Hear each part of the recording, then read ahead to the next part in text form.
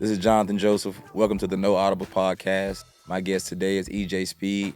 We're going in depth about his journey from Division II to NFL linebacker, playing on the number one defense, and just talking about his journey itself.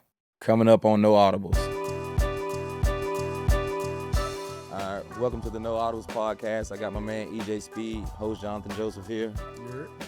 What's going on, my man? We'll jump right into it, man. Let's talk about your journey, man. You know, you're Texas boy, man, having the chance, to come play in Houston. Yeah. Just talk about that a little bit. So came up in Fort Worth, went to North Crowley, came out of North Crowley, went to Tarleton State. It was a D2 at the time. They D1 now. They actually just won a championship, but shout out them boys. So, I came out of Tarleton, played linebacker my last 2 years of college. Got drafted by the Colts, 5th round of 2019 draft. Played 6 years with the Colts and, made some plays. Started my last 2 special teams, doing well. Special teams, my first 4, whatever like that, you know what I mean? And then came here and, Domingo gave me a chance to come here and be a part of this defense that was already a powerhouse, before I even got here. So I'm like, and the crazy thing is playing against them, I didn't know the depth of how many like steppers they do got that's like not even household name, right. Like household names like DB and Tim Settle and Mario and stuff like that, bro. I told them when I pulled up, like I ain't never had a D-line like this, bro.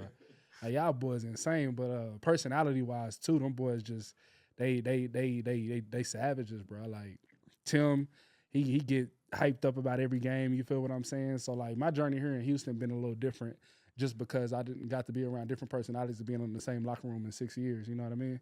So it's been good, brother.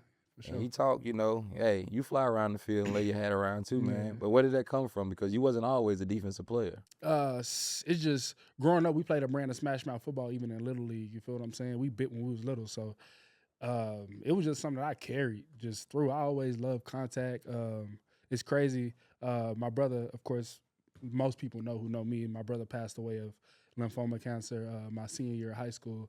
And like before every season of Little League, my dad would make us like do the drill where you lay on your back, blow the whistle, put up. Oh yeah. You feel what I'm saying? So it's Old like school. we already know what's on the line when we pull up. You know what I mean? First practice. So it's like that physicality and stuff like that. Like we used to breed each other on that. You know how it is back in the day. You playing Little League.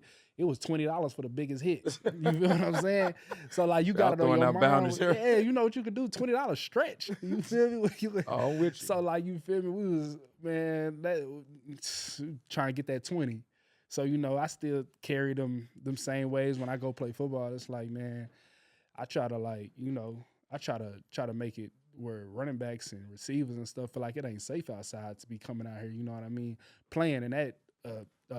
Take a step back or whatever you know what I mean? You might run into a dog that just 4 quarters won't hit, but like it ain't gonna be too many of them. Yeah, it's rarely. You feel what I'm saying? So like, especially when you got all 11 guys that's on that same thing, it's a little different. That's what we got here. It's no surprise that we're the number 1 defense in the league. I mean, I feel you, man. And just talk about, you saying Tarleton was a Division II school. Now y'all bumped up, D1 and things like that. But just hearing your name called and being drafted, and I'm sure, you're a living legend back there. Guys that's there want to probably follow in your footsteps. So talk about, hearing your name called on draft day, getting drafted to the Colts. Obviously, that's a rivalry here. They playing well, and it's going to come down to, probably the end, between, here and the Colts. Yeah. So, man, that draft day was surreal, bro. Like, it was like, it's crazy because, like I said, losing my brother, everything that we promised, like, you know what I mean? It came to Fluential that day. It was just like, man, we want to make it to the league. That's all we talked about growing up. That's all we ever worked towards. So it's like we got that call, my pops and seeing my mom and how excited they was, how happy they was. They shed tears. I ain't really shed tears, but it was just, it was surreal. I was grateful for the situation. You feel what I'm saying? But it's crazy because like once you start looking at everything to like in a wider spectrum of view or whatever like that, you start to notice it was a lot of people drafted before you. You feel what I'm saying? So it's like now, like once that excitement wear off, you got a chip on your shoulder. Like, man, I want to prove to them that I'm that guy or whatever like that. So I wasn't really a big fan of wearing the number of linebackers drafted before me and all that type of stuff.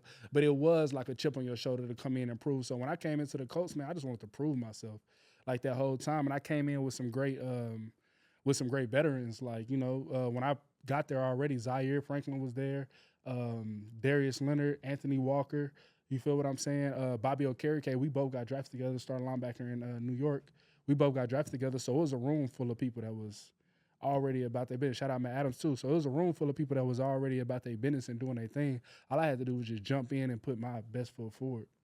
So, with that being said, you coming over here and you switching over here to an in-division rivalry, but now you get a much bigger role than what you had there. Mm-hmm. You're out, you're on the number one defense in the league, high expectations. And when you hit the field, everybody, all eyes on you guys now because it's the talk of the town, it's the talk of the league, you have everyone's attention. Mm-hmm. Just talk about, like you said, it's the steppers over here, but just talk about that linebacker core that you get to play with each and every day.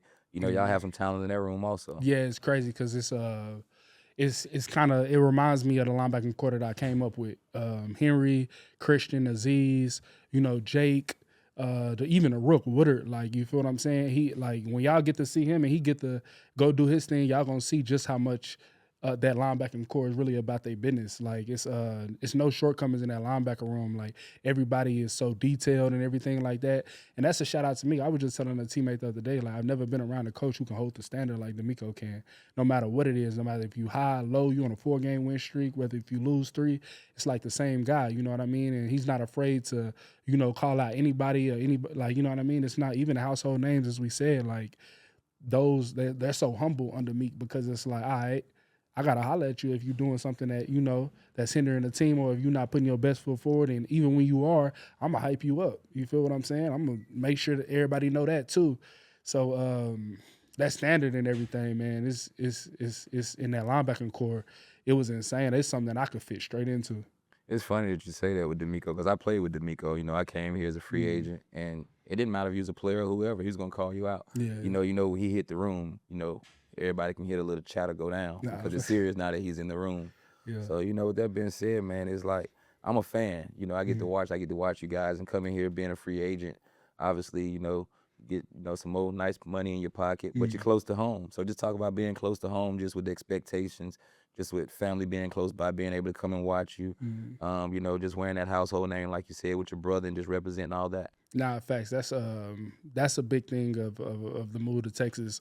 Being up in Indy, you was 13-hour drive, a flight or whatever like that it's like, my people got to work, you know what I mean? So it's like I didn't get to be a part of just simple things like just like a few weeks ago I went to my niece's soccer game.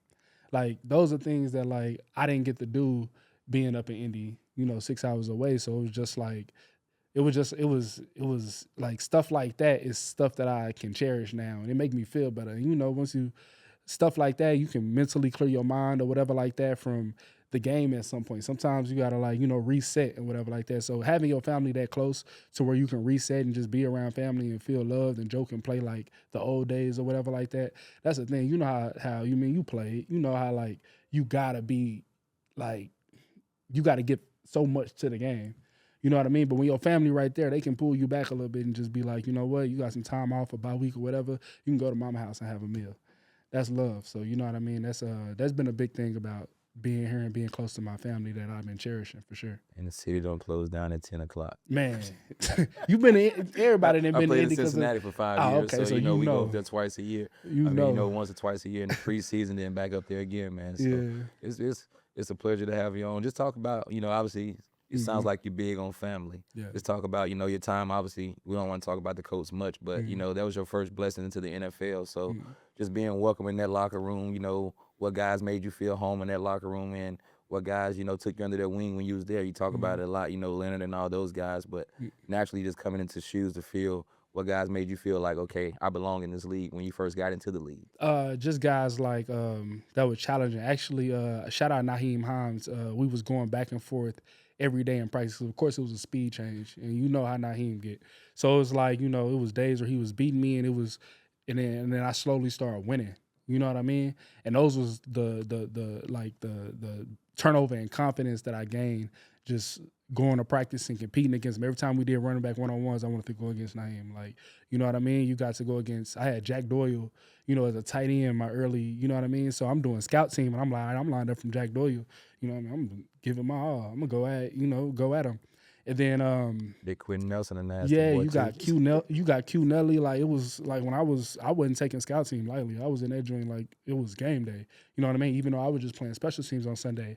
And then those, like I said, those same guys that held that standard, and around there the standard was high. You know what I mean? Like Ballard did a good job of bringing guys in who was stand-up guys who was really about their business. So shout out Kenny. Kenny was a veteran that when I got there, he always, you know, it wasn't like a friendly situation. Like, it wasn't like we here to be friends or whatever like that, brother. We here to get a job done. So it always been like that in that locker room, and when we stepped on that field.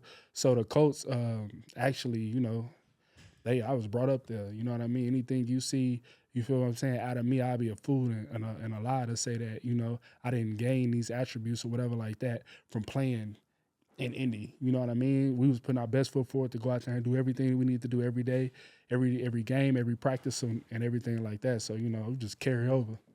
And that probably, you know, when I watch you play, you know, obviously a lot of guys, once they get all those defensive reps, they don't want to go out there on special teams no more. They don't. Mhm. When I watch you play, you know, you all in. Yeah. Whatever they need from you, you go out there and do it. Just talk about coming over from that same type of locker room and coming into a locker room like this.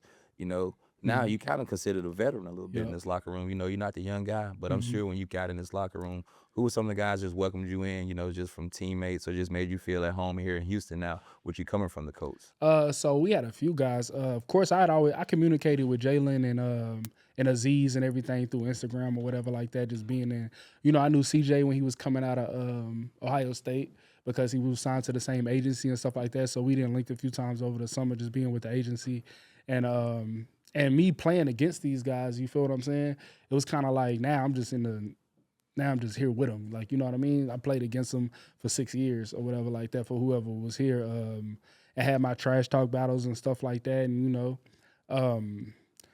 but just coming in the locker room was a work ethic locker room. So you feel me? I fed in through there. Then, like I said, like I think I said this in plenty of other interviews. When I first got here, it was just me proving myself to the guys.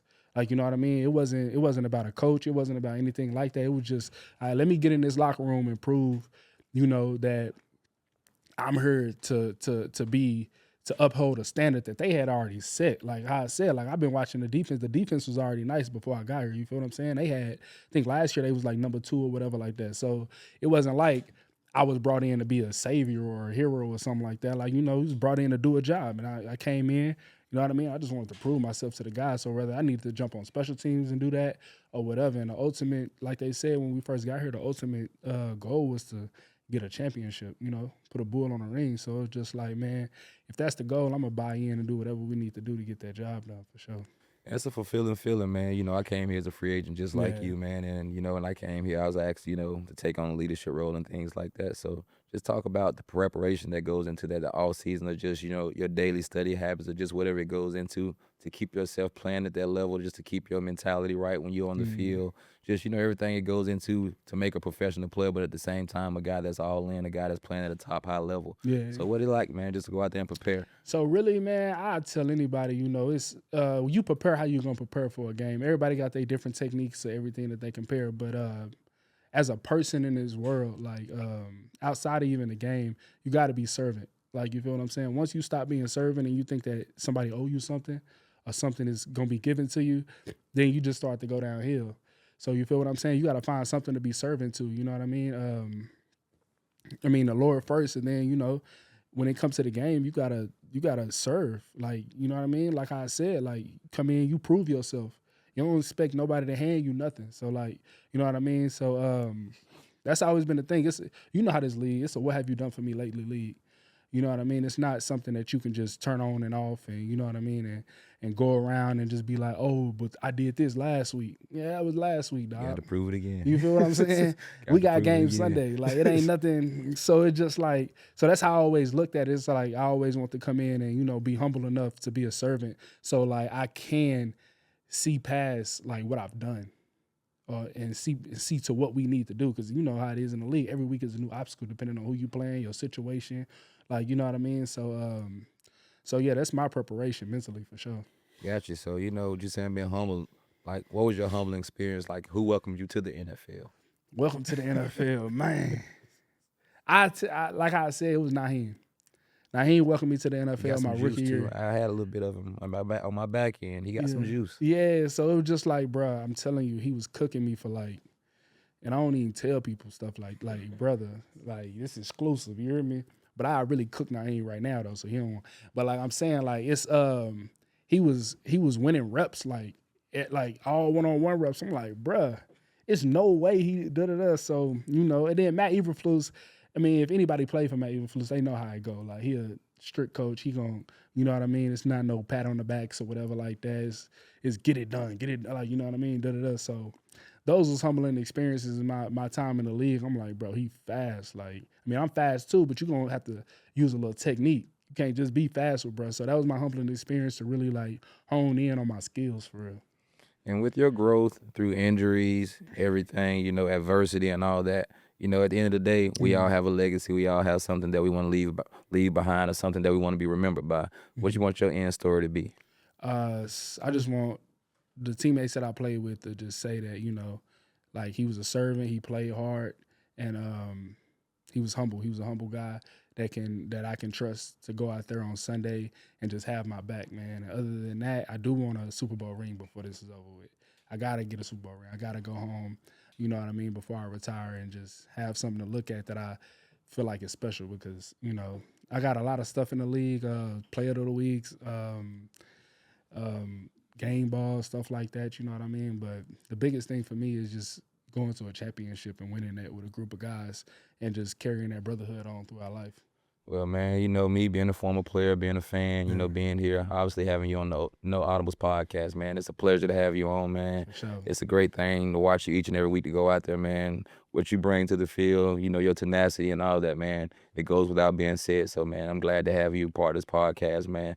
And, you know, I'm going to let you go and get out of here and get back to your day, man. It's a pleasure to have you on, big dog. Appreciate it, Doc. Yep, love.